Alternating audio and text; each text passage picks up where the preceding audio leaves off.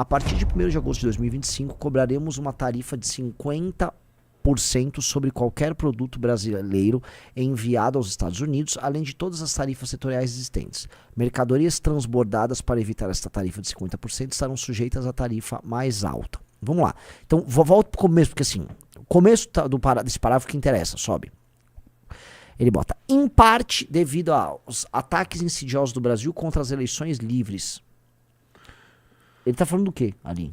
Tirar o Bolsonaro da eleição. Tirar o Bolsonaro seria não ter ataque. uma eleição livre. Tá, então e ele os bota... direitos fundamentais de liberdade de expressão dos americanos. Aí tá falando das empresas americanas que estão sendo afetadas por isso, pelas sanções.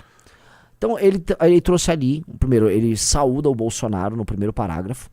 No segundo parágrafo ele diz que, basicamente, retiraram um aliado dele das eleições e depois você taxar e, vamos dizer, submeter as empresas americanas a uma regulamentação draconiana, motivam em parte o que está acontecendo. Ou seja, ele está entregando... Estamos com 10 mil pessoas aqui na live, tá bom, Riso? Like na live. Maravilhoso, like na live. Riso acertou em fazermos uma live hoje. Pessoal, like na live, se inscreva no canal. Vamos entrando na Valete. 10 mil no MBL e mais 1.500 no Arthur. Sim, hoje é 3 valetes que vocês ganham. Então hoje é especial. O setor jurídico acabou de falar que 3 valetes está um pouco exagerado. Não, é um dia especial. Bom, manda zap pro setor da logística aí. Tá, pelo menos 2 aqui, vai. Vamos lá. Aí ele prossegue. Então a gente tem que fazer hermenêutica aqui. Vamos pegando. Então, assim, ele está atribuindo também essa sanção. Ele está atribuindo como razão dela a defesa do Bolsonaro, que ele faz, né, do parceiro dele, e essa questão das empresas americanas, que é real. Vamos lembrar, as empresas de Big Tech estão próximas ao governo americano. Elas são parceiras diretas do governo americano hoje. E elas estão se mobilizando aqui no Brasil por conta dessa regulamentação, porque é uma regulamentação que eles têm medo de se espalhar por outras nações e se tornar uma espécie de modelo jurídico de redução, não só das atividades dela, mas de um certo soft power que os Estados Unidos exercem em outras nações, através de empresas dele que trabalham com informação e dados e formação de opinião pública, que isso é poder hoje. Por mais que a gente finja, é poder, né? Quer comentar algo ou que eu posso pro próximo? Não, é isso mesmo, e vai na linha do que eu falei da resolução do BRICS, que é importante nesse sentido, porque o que esses países querem, os países do BRICS, é de que eles tenham a soberania necessária para fazer qualquer tipo de regulação sobre rede social e inteligência artificial, o que vai na contramão do que o Trump e os Estados Unidos estão querendo. Então vamos lá, desce aí o parágrafo, Rizzo. Vamos ler agora outro parágrafo. Ele fez. Aí, pra mim, é onde começa. Além disso, tivemos anos para discutir nossa relação comercial com o Brasil e concluímos que precisamos nos afastar dessa relação antiga e muito injusta, marcada por políticas e barreiras tarifárias e não tarifárias do Brasil. Nossa relação tem sido, infelizmente, muito pouco recíproca. É em parte verdadeiro. O Brasil aplica mais taxas aos Estados Unidos do que os Estados Unidos aplicam ao Brasil. Posto isso, e curiosamente, o Brasil é um dos poucos países no mundo em que os Estados Unidos têm uma relação superavitária. Né? Tanto que quando veio aquelas últimas taxações, que ele ficou lá brincando de taxar o mundo, no final ele olhou pro Brasil e falou, 10%, esses caras definitivamente não são o nosso problema. Aí ele diz, peço que compreenda que a tarifa de 50% é muito menor do que o necessário para equilibrar o campo de jogo com o seu país, e é necessário adotar essa medida para corrigir as graves injustiças do regime atual. Como o senhor sabe, não haverá tarifa se empresas brasileiras, ou que operem no Brasil, decidirem construir ou fabricar seus produtos dentro dos Estados Unidos. E, de fato, faremos todo o possível para provar isso de uma forma rápida, profissional e rotineira, ou seja, em questão de semanas. Curiosamente, a Embraer faz isso lá, né? Ela monta aviões lá e algumas operações industriais no Brasil terminam a produção dos Estados Unidos. Curiosamente também, eu já trabalhei nesse setor, ainda temos no Brasil muitas sistemistas do setor automotivo, tá? Que são empresas que fazem, vamos dizer, partes inteiras de carros que exportam isso para os Estados Unidos. No caso, a produção desse material ficaria altamente comprometida. Aí ele prossegue. Se por algum motivo o senhor decidir aumentar suas tarifas, então qualquer que seja o número que escolher aumentá-las, será acrescentado aos 50% que cobraremos. Por favor, entenda que essas tarifas são necessárias para corrigir os muitos anos de políticas tarifárias e não tarifárias do Brasil, causando déficits comerciais insustentáveis contra os Estados Unidos. Nesse ponto é mentira. Os Estados Unidos não está em déficit com o Brasil. Os Estados Unidos está em superávit. A balança comercial americana é favorável para eles.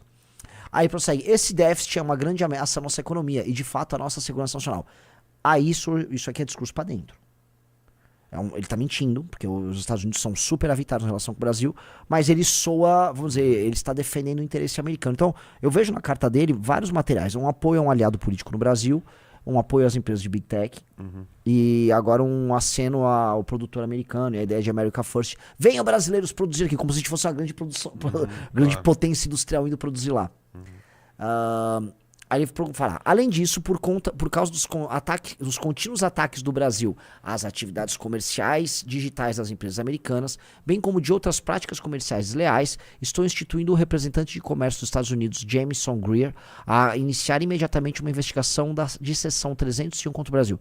Que é uma legislação que abre, vamos dizer, é dos anos 70, se não me engano, essa legislação, que abre, vamos dizer, uma espécie de um processo interno para averiguar essa relação desigual, desproporcional que tem com os Estados Unidos. Em geral, quem costuma receber isso, tá, cai nesse 301, acaba entrando num grande litígio jurídico com os Estados Unidos, e isso costuma ir para a OMC, na Organização Mundial do Comércio, para, enfim, resolver isso juridicamente. E o Brasil já foi ao OMC não por causa disso, mas em outros casos. Acho que inclusive com os Estados Unidos. Prossegue. Se o senhor quiser abrir seus mercados comerciais, até então fechados para os Estados Unidos, e eliminar suas políticas tarifárias e não tarifárias e barreiras comerciais, nós talvez consideremos um ajuste dessa carta. Essas tarifas podem ser modificadas para cima ou para baixo. Repare que a possibilidade dele fazer qualquer tipo de alteração ao que prega a carta não tem a ver com eleição, ou com Bolsonaro, ou com qualquer coisa do tipo. Tem a ver com tarifa, né? Com política tarifária e não tarifária. Então, verdade, porque veja, esse assunto, o que o Renato colocou, esse assunto é o mais importante para ele, porque na prática, se ele cede nisso, se o Lula cede nisso, ele cede naquilo. Logo, resolve esse assunto e os outros temas ficam meio que de lado, né? Essas tarifas podem ser modificadas para cima ou para baixo, dependendo da nossa relação com o seu país. O senhor nunca ficará desapontado com os Estados Unidos da América. Obrigado por sua atenção a este assunto. Vamos lá.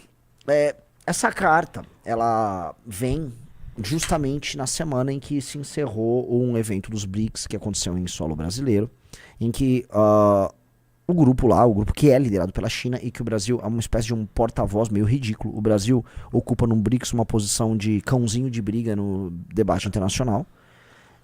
Hoje o Brasil ele estava com a presidência aqui, né? E atua dessa forma. É o porta-voz ali do que, no fundo, a China quer jogar pro mundo, né? Sim. E o Brasil ele organizou esse evento aqui e os BRICS anunciaram que assim, uma série de países ia se juntar como parceiros. Acho que teve um país que se tornou membro efetivo dos BRICS e aí uns 15 países foram anunciados como parceiros. O Trump veio a público assim, em seguida anunciar a taxação sobre esses países. Então assim, o que está acontecendo aqui não é um fato isolado. Antes que a galera venha assim falar, olha, isso aconteceu porque o Eduardo lá foi fazer um lobby. Não, o Trump está fazendo isso, ele tirou a semana para isso. Este é o tema da atuação política do Trump justamente essa semana. É uma punição aos tais BRICS e aliados do BRICS por serem, vamos dizer, parte desse bloco chinês. E ele meteu-lhe taxa. Então, ele está fazendo isso com o Brasil com um valor maior? Sim, 50% é um valor maior. Isso tem a ver com outros motivos? Tem. Mas, eu posso colocar aqui, eu não sei exatamente, tá, se isso será para os BRICS um problema.